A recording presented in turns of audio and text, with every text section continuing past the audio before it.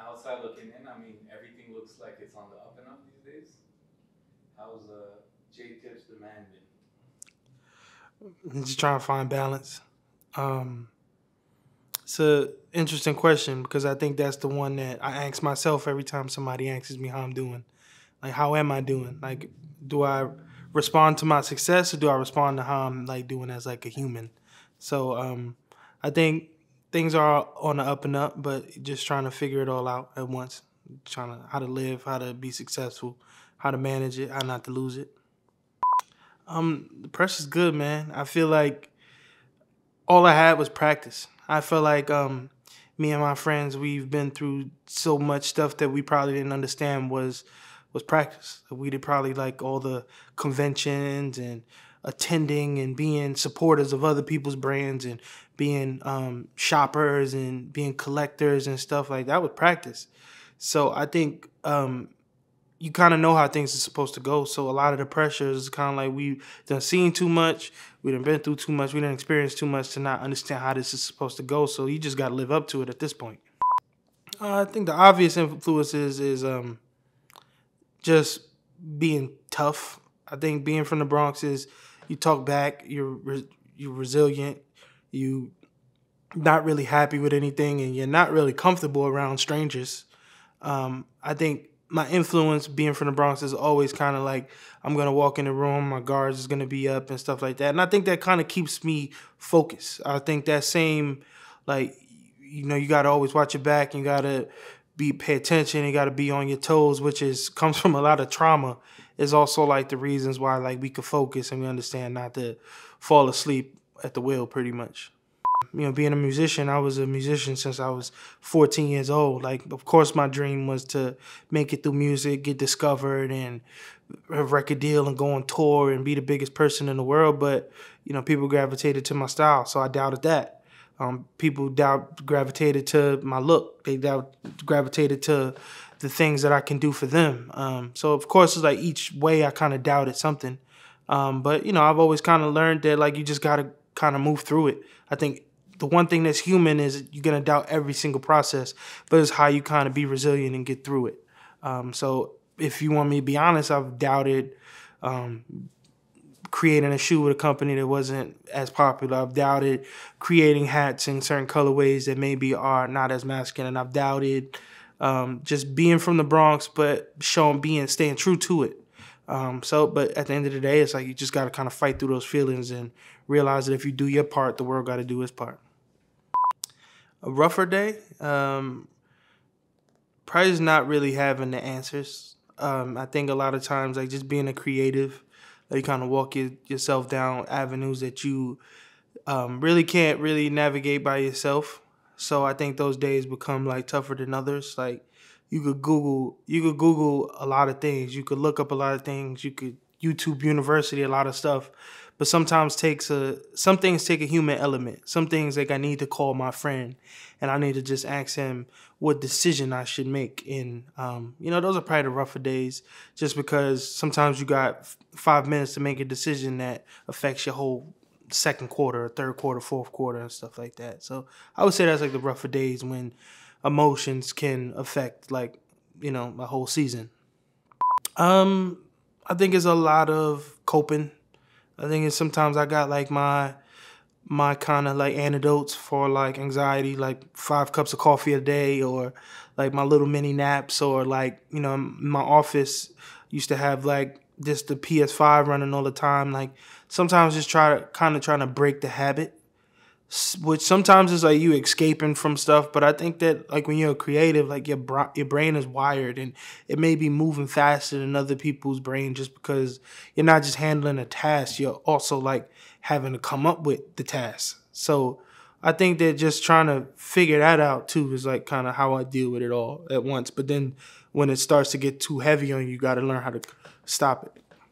Yeah, all the time, every day while I was on the way here. It's just certain things like I kind of can feel like, anxiety or panic attacks coming and stuff. And that's when you got to fill your body up with water. You got to kind of go get a ginger shot. Some days I wake up and I understand that this is more of a green juice day than it is a latte day. So just kind of just figuring it out, trying to get the perfect recipe for how to move forward all the time. Because, now when the lights are bright or when you kind of like are expected to perform, like can't look tired, can't look overwhelmed. You got to be kind of on your toes.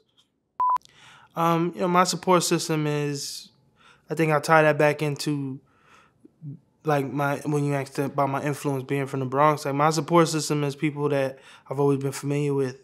I think I would rather be alone than to be around new faces sometimes. I think I'd rather like be with people that experience things that like-minded, like careers and stuff like that, than just be around people that I kind of am not familiar with. Because at the end of the day, I think we all need to sometimes take a time out, and people that you don't know, you can't really take a time out from.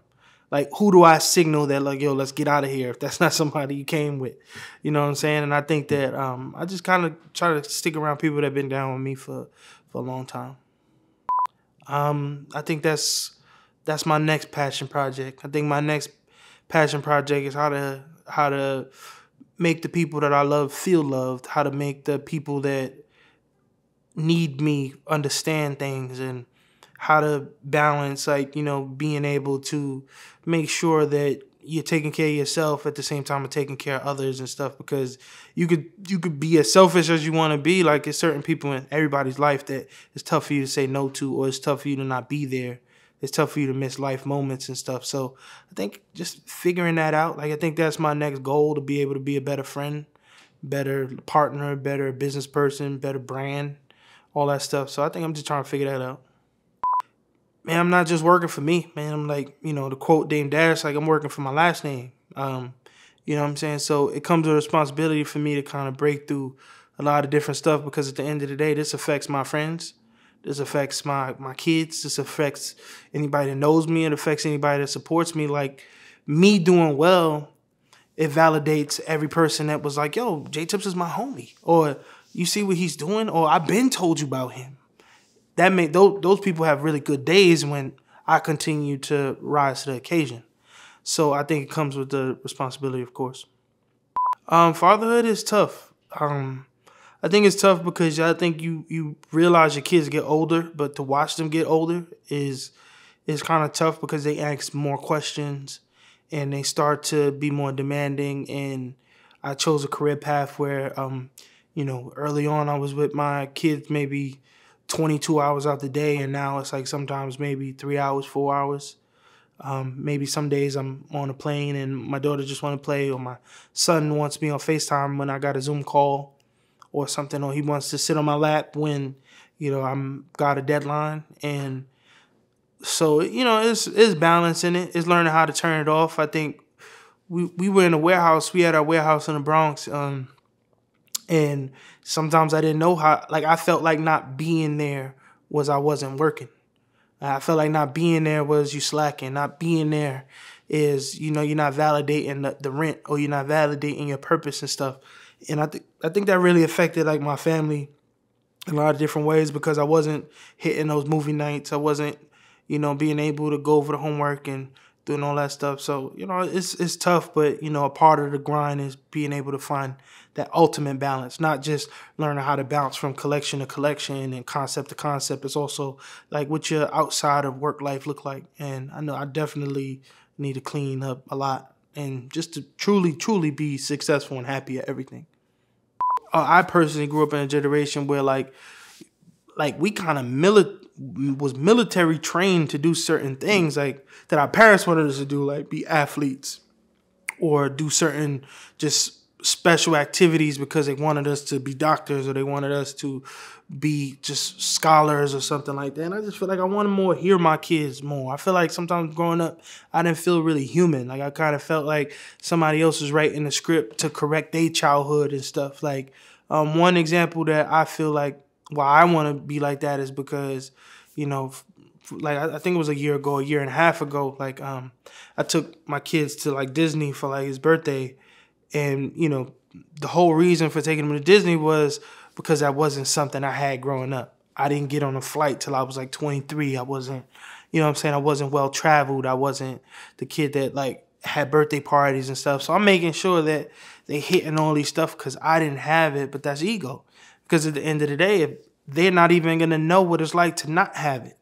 So it's almost like you setting up a whole different fight for your children. You know what I'm saying? You're setting up, maybe you felt like you didn't have, but now you're building entitlement. Now you're building a different thing. So it's like, I just want to be able to listen to my kids and they tell me like, what their interest is and learn about it and stuff, instead of just trying to push my trauma on trying to make them like redoing my own life. I think it's my gift and it's my curse. I think it's what keeps me powered, but it's also, I think, what keeps me lonely sometimes. Because at the end of the day, I can't let it go. I can't sit in a room with people that, you know that they counted you out at one point, or they dipped on you, you know what I'm saying? Or like the chips got low and they scattered, you know what I'm saying? So I think that messes me up because that kind of leaves you alone sometimes. But I think at the end of the day, it's also like, but when it's time to open that computer and it's time to build a campaign, now I'm firing. You know what I'm saying? I'm firing like I'm like, you know what I'm saying? Like I'm overkilling it, because at the end of the day, it's like I just want to prove everybody wrong. I'm not here for the glitz and the glamour. I think that's been one of my strongest points, is that I kind of just work through it. I think me and my friends, we kind of talk about it so much because we're so much alike. Like, we not like real party animals. We're not people that kind of like go towards the attention all the time. So sometimes we might even skip steps. Like, I may be so locked in on a project that I don't go to Soho or something, or I'm not in the city for a few months, and I'll tell my mans, I'll be like, yo, it seemed like more people recognized me today. And he'll be like, look at what you got going on. I'll be like, well, last time I was in the city, it wasn't like this. Like, you know what I'm saying? So it's just little stuff like that kind of remind me that I'm not working for that. Like, that's not my why. Like, I think it comes with everything. Like, you know what I'm saying? Of course, it's some type of attention that comes with the career path I'm choosing. But at the end of the day, the good work, that's just a perk of good work. So, like, you just keep doing good work, that's going to come. But I'm not going to do good work just so people can say what's good. My why is to just motivate the people that come from circumstances like me. And I think that's just circumstances of feeling small. I think circumstances of feeling like, I'm not meant to be on a big stage. I'm not meant to do these things. I'm from where I'm from. I'm not supposed to do that. Like, and at the end of the day, like, we all creatives. Like, we're not taught to be bosses. We're taught to be consumers. So I think that showing people that I can come from the background that they had and I could give a whole different path, it unlocks a whole different situation for so many people. Like, trust me, I was stacking sneaker boxes to the ceiling just like everybody else. But then one day I kind of looked at it and I was like, you can't go to the bank with that. And I just think that my why is to kind of motivate the people that feel like they got to kind of conform a little bit, or like things are getting tough. I got to kind of settle in. Any final thoughts, bro? That shit was good.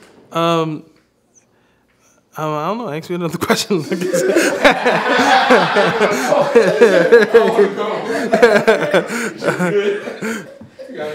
I don't know. Like, at the end of the outro, sometimes they be like, tell them where to find you. Like, I don't know. Nah, the beauty of this was really, like you started it. Mm-hmm. It's more about you, the human, Mm-hmm. than you, the profession and the brand, Yeah, I guess final words would be like, bet on yourself. Like, sometimes you got to get to the edge to know you won't jump. Like, you know what I'm saying? Like, just kind of just keep fighting. I think that I told somebody recently that, people may see people that do different things and be like, damn, I can't learn from them. But it's like the key to all of this shit is consistency.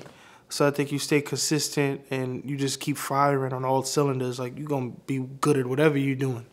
So just, I guess, stay to that. Thank you. Thank y'all. You know what I'm saying?